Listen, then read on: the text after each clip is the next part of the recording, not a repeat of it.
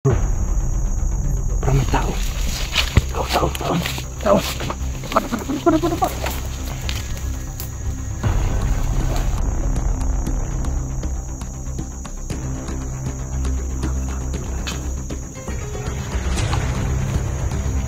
Dami nila.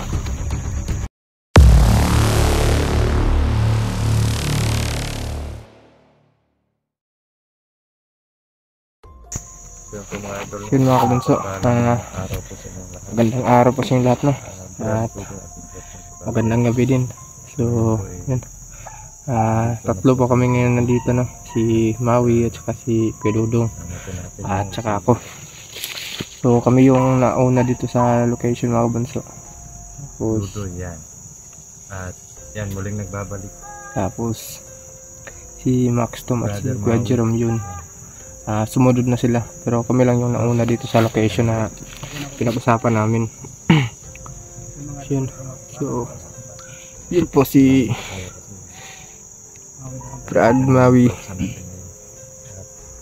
Hinihintay po namin dito. Yan o. Kasi ito yung usapan namin. Yan, nagbabalik.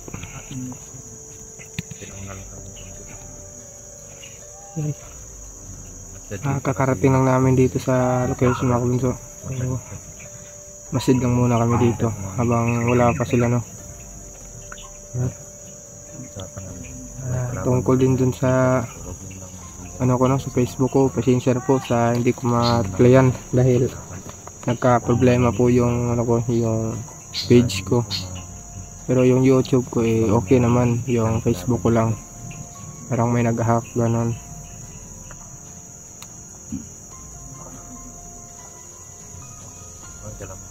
Kalam po. No, ano na lang, pag gusto niyo akong makausap mga kabunso, if lang kung may gustong kumausap, ano lang, tawagan niyo na lang po ako sa number. Tsaka ilagay ko dun sa baba.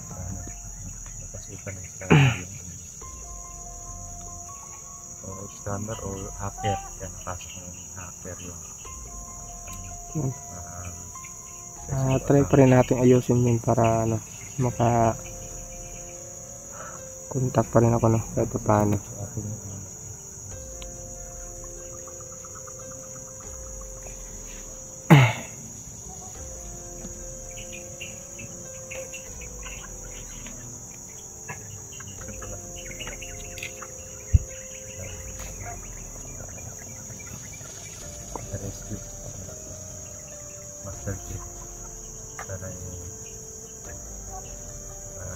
Okay lang yung bata.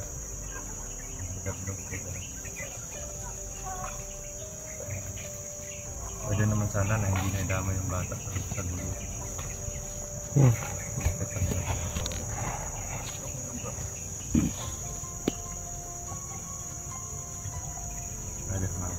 Sana talaga okay lang yung bata, no? Kaya hindi masyadong pinahirapan. Punit ako sa tama kapatid. Alam ko yung sobrang hirap ng kalagayan nila at alam ko rin na naghihintay sila ng matagal sa akin. Medyo masakit pa yung ano ko dito. Yung tama mo. Yun nga yung nagpa-alarma sa akin yung pagkakita ko sa upload mo na natamaan ka ng bala. May ano pa, kunin mo nga bro, yung damit ko sa ano, hindi ko pa nalabahan to. Marami kasi akong ganitong damit mga idol. Baka isipin ng iba pabalik-balik lang. Kalokohan yung mga pinagagagawa namin. Talaga. Yan. Andito May pa. dugo pa nga to. Oo. Ay na ano pa? Yan o. Talaga. Ito yung butas, oh. Ito yung, yan o. Yan Yan. yung sinuot niyang gamit nung natamaan siya mga idol. Tumagos dito, yan o. Mm-mm. Tumagos sa likod. Ito yung harap. Ito naman yung likod. Yan. Kaya mabuti na lang Pabalik na. tinulungan ako ng ginamot tayo ng mga kaibigan natin Diwata at yung gabay po natin, no? At yun, may ano din, may baon din akong gamot din na iniinom para mas mas mapadali yung kaya lang kasi ng mga diwata mawala yung sugat dito sa sa labas, pero doon sa ilalim is medyo sariwa pa, pero buti na lang may gamot tayo. Maintenance po. At kailangan din na doble ingat, no, kasi kahit anong oras pag nasagi po ito pwede pong mag-bleeding sa loob. Kasi sariwa pa yung sugat sa loob, bro. Pero ganun pa man, dito sa exploration, kaya ko na po mag-explore, mga idol. Kaya ko na po makipaglaban. Pero pasensya na po kayo noong time na nadali po tayo, kasi kailangan ko po talagang dumikit kay Medallion noon that time. May may kinuha lang po ako sa kanya. Hindi niya namalayan na kinuha ko, pero nasugatan man ako, hindi naman nasayang yung opportunity na yun na makadikit ako sa kanya, sa katawan niya, kasi may kinuha ako.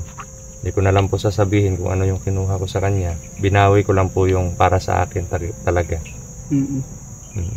Kaya nagpapasalamat din po ako sa Panginoon kahit muntik na tayong madisgrasya.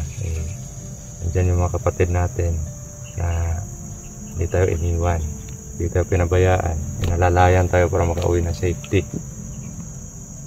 Yan nga lang, maraming dugo na wala sa akin, kaya yun, inanuhan ako ng dugo, kumbaga Raspahan. hindi yung raspa, Ano ba yung tawag doon? abono. Para ka ng tanim niya na. Pero talagang kailangan yun kasi maraming dugo na nawala sa katawan mo. Halos mga yun halos mga 3 baso daw yun. Baso, yung mga baso malalaki. Doon nga ako na-alarma sa nakita mo yun? Oo, talaga nakita ko yun. Sabi ko talaga namang ang hirap na ng hinaharap nila, tapos hindi ako gagalaw. Kaya doon nakapag-decide ako na ayaw ko nang isipin yung mga nangyari sa buhay ko. Gusto ko makatulong sa mga kapatid na kung saan man ako is sila yung dahilan. Kung ano yung kalagayan at sitwasyon ko. Kasi ang totoo, kayo naman talaga yung nagpabago sa akin. Hindi lang kami yung Panginoon. Instrumento lang kami, bro. Instrumento lang kami ng Panginoon. Saka marami din kasing mga nangyari na hindi maganda, kaya nagpalamig muna tayo. Saka alam ko na mabigat yung pinagdadaanan ng grupo. Lalo na para sa'yo, bro, kasi malaki yung pinsala na natatamo mo na natamaan ka. Pero at least na andito na po si Maui, mga idol yan. Welcome back. Bro. Oh.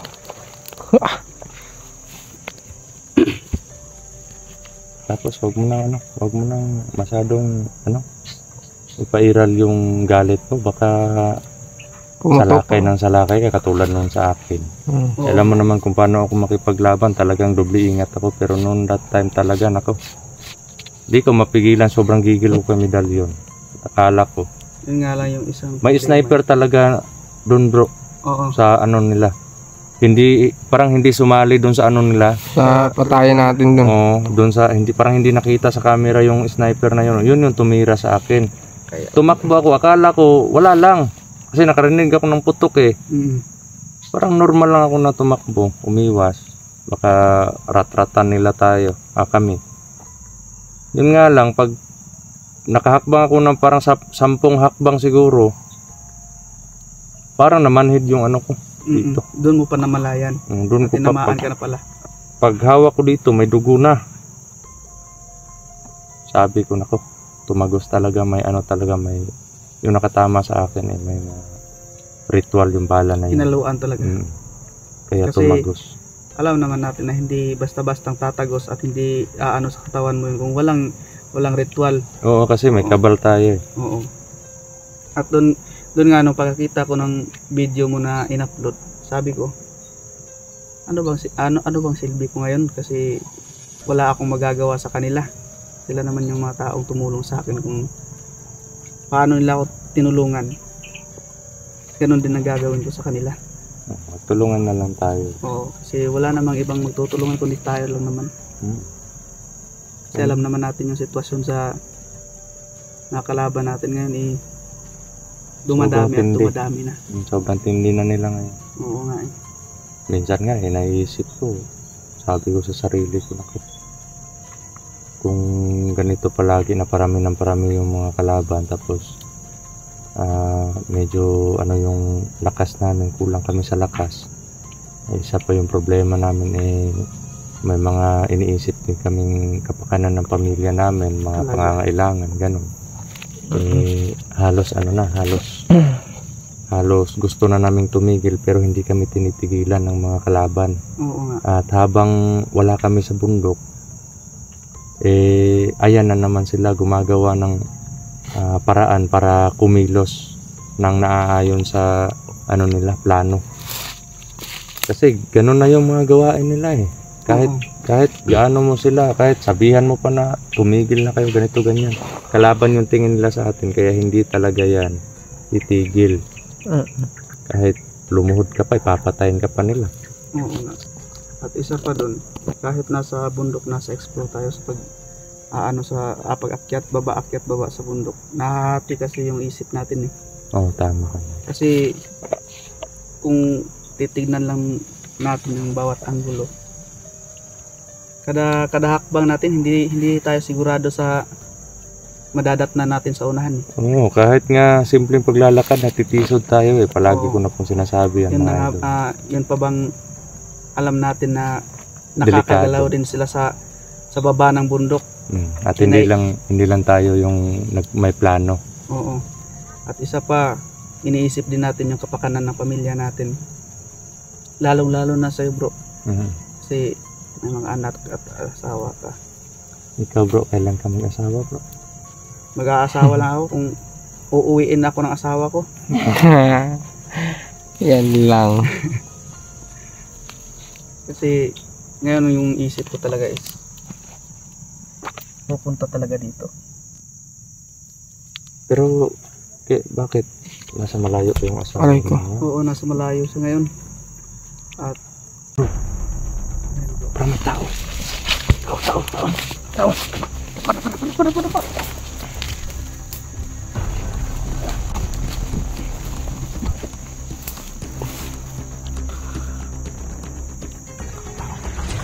Talagang may mga tao. Hello.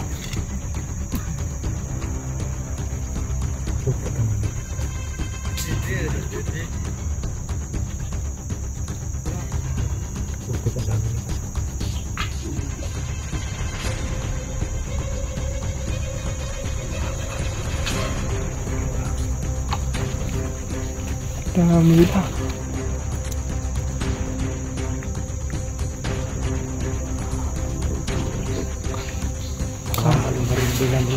Mga armado. may mga mahabang dala.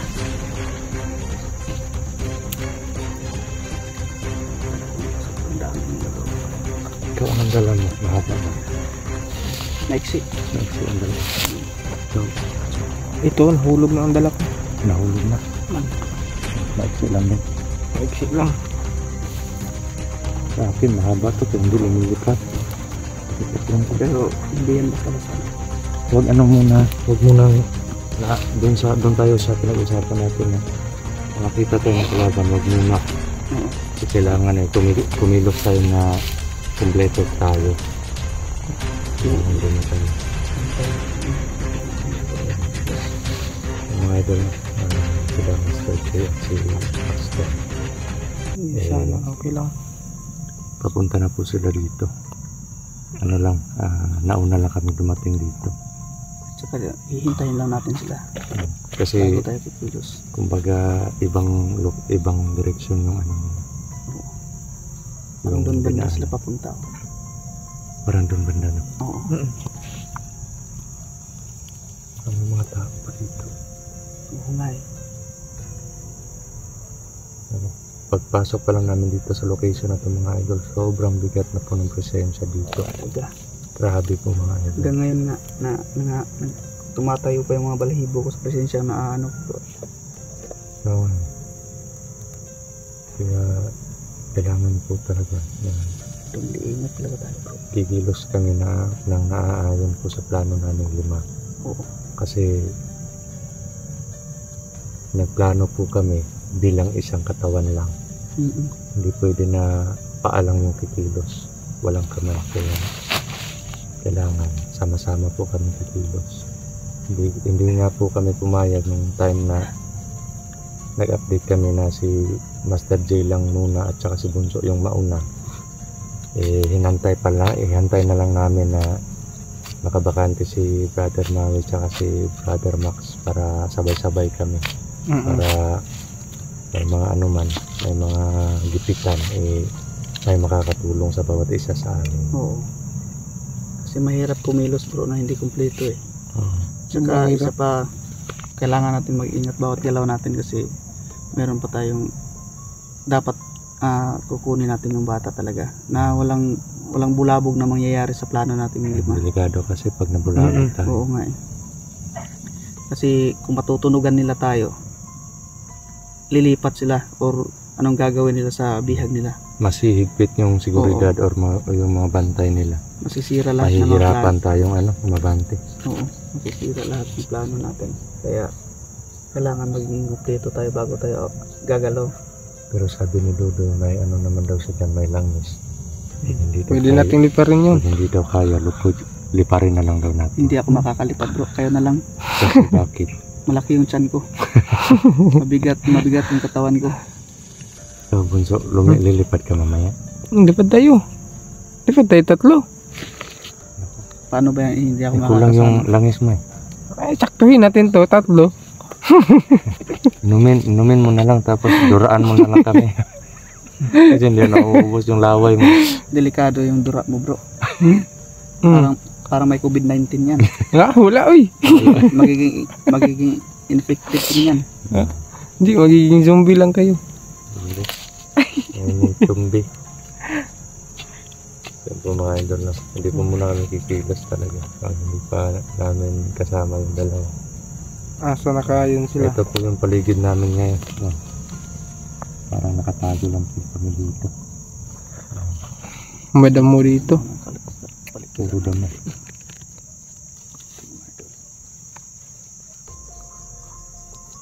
Parang nasa galitnaan. Nasa tayo, sentro tayo ng damo. Yan o. Gubat. Kaya nga, yun o.